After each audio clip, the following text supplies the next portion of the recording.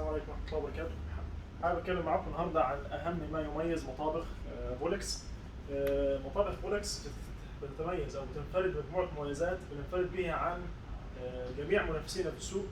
اهم ميزة واول ميزة في الكبت او الستانلس ستيل او المطابخ الخارجية بتاع المصنوعة من فولكس ان هي بتكون مصنوعة من السيمبلس ستانلس ستيل، وده معناه ان هو ستانلس ستيل مصنوع بدون لحام. موضوع اللحام ده مهم جدا جدا، لان معظم الشركات او كل المصانع اللي بتستخدم او بتصنع الستانلس ستيل هنا في الدوحه، واحنا كنا منهم من قبل، كنا بنصنعه بطريقه اللحام، وبالتالي عشان نداري بنقط اللحام الموجوده في الكبت بنضطر نعمل صنفره او سكرابنج للستانلس ستيل، فنخليه بيلمع او شايني كده، فما تفرحش انت ان الستانلس ستيل او الكبت بتاعك يكون بيلمع، لان ده معناه ان احنا شلنا طبقه الحمايه الخارجيه بتاع الستانلس ستيل، وبالتالي يبقى معرض اكثر للخدش وان هو يغير لونه بسهوله.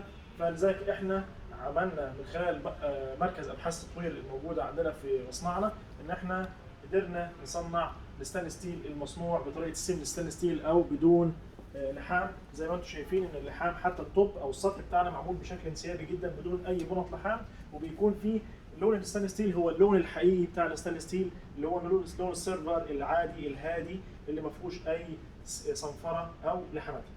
دي اول واهم ميزه انت المفروض تبحث عنها، ان انت بتبحث عن حاجه تعيش مدى العمر وما تغيرش لونها بسهوله وما تخدش بسهوله وتكون بالكواليتي بتاعتها الكامله. ايه النقطه الثانيه والمهمه جدا برضو واللي احنا طورناها في مطابخ فولكس، ان احنا بدانا نعمل الارجل بتاع الكبت من النوع الارجل الايطاليه، زي ما انا حابب اوريها لكم. هي في الكبت ده، او زي ما انتم شايفينها في الكبت تحت كده، وده الفرق بينها وبين الارجل اللي موجوده في السوق في جميع السوق. هي الارجل الحديد اللي هي الستيل ده، دي اللي موجوده في السوق، اللي هي بتكون حديد مصنوعه من الحديد، وبالتالي بتكون صعبه جدا لربات البيوت اللي بتحب تنظف دايما تحت الكبت وتسحب الكبت ليها وتنظف تحته. فالارجل دي بتكون تقيله جدا، تبدا الكبت بيبقى تقيل انك تسحبه لبره، وفي نفس الوقت بتجرح البلاط اللي انت مركباها في المطبخ. لذلك احنا اتغلبنا على المشكله دي وركبنا ارجل ايطاليه، او عملنا خط انتاج مخصوص للارجل عشان في من تحت اولا شيك جدا جدا، هو نفس الارجل المستخدمه في المعدات الايطاليه او الاجهزه الايطاليه والافران اللي بتيجي من بره، وبالتالي يبقى في سيمتريه او تجانس ما بين ارجل الكبت وارجل الاجهزه الكهربائيه المستخدمه داخل المطبخ. وفي نفس الوقت بيكون فيها من تحت طبقه بلاستيك او الرابر دي هي عشان تسهل لك حركه الكبت، وبالتالي الكبت بيطلع معاك بشكل انسيابي وسهل جدا بدون ما يخدش الارضيه او يكون تقيل عليكي في سحبه. دي تاني اهم ميزه عندنا في فولكس. تالت اهم ميزه ان احنا عندنا الابواب. دي نقطه مش كل الناس بتدركها او بتركز فيها لانها حته تكنيكال، لكنها مهمه جدا جدا جدا عند ربات البيوت، خاصه هنا في السوق القطري، ان ربات البيوت هنا عندهم فوبيا النظافه، ودي ميزه هم بيتميزوا بيها واحنا بنحبها فيهم، ان هم دايما بيركزوا جدا على عنصر النظافه في كل حاجه. لذلك احنا تتبعنا ومشينا ورا مطابخنا حته حته وجزء جزء، ان احنا نتجنب وجود اي ثغره لتراكم الاتربه او الحشرات داخل الكبت او الستانلس ستيل.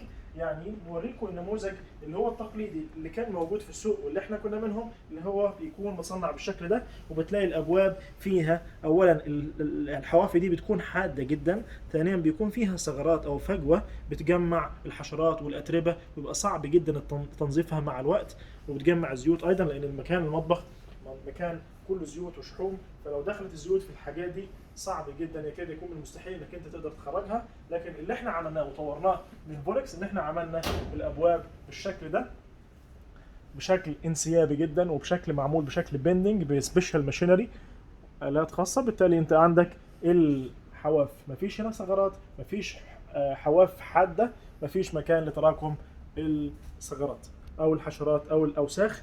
وثالث حاجه ان احنا في الارفف الموجوده في السوق بشكل عام، بتكون الارفف لو ركزت فيها ربة البيوت يعني بتلاقي الارفف من داخل والبادي او جسم المكبت من الداخل بيكون فيه اماكن جوه فاضيه لتراكم الاوساخ والاتربه والزيوت والحشرات ايضا. فدي احنا فولكس تغلبنا عليها ايضا وقفلنا كل الثغرات دي. فلو فتحتي الكبت الموجود او مصنوع حاليا من فولكس يستحيل تلاقي اي مكان يتراكم فيه الحشرات، وده النقطه اللي احنا بنركز عليها جدا في شركه فولكس والمنتجات اللي بنصنعها فولكس، اللي هي موضوع النظافه ثم نظافه ثم نظافه والهيجين بتاع المنتج، علاوه على الكواليتي بتاع الستانلس ستيل نفسه والديزاين اللي احنا الديزاينات اللي احنا بننفرد بيها الحمد لله من شركتنا.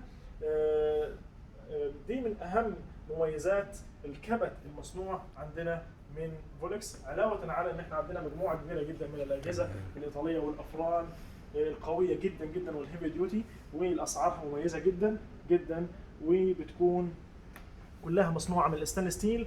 والميزه من فولكس ايضا ان احنا بنعمل عليها ضمان 5 سنوات كامله لربات البيوت.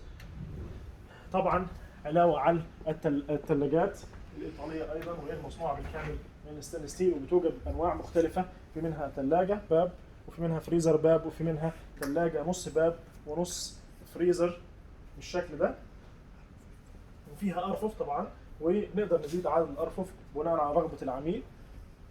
تاني حاجه في ثلاجه اللي هي البوفين، بتكون بالحجم ده، حجم كبير جدا ياخد كل اغراض البيت، وبتكون مفتوحه من الداخل على بعض.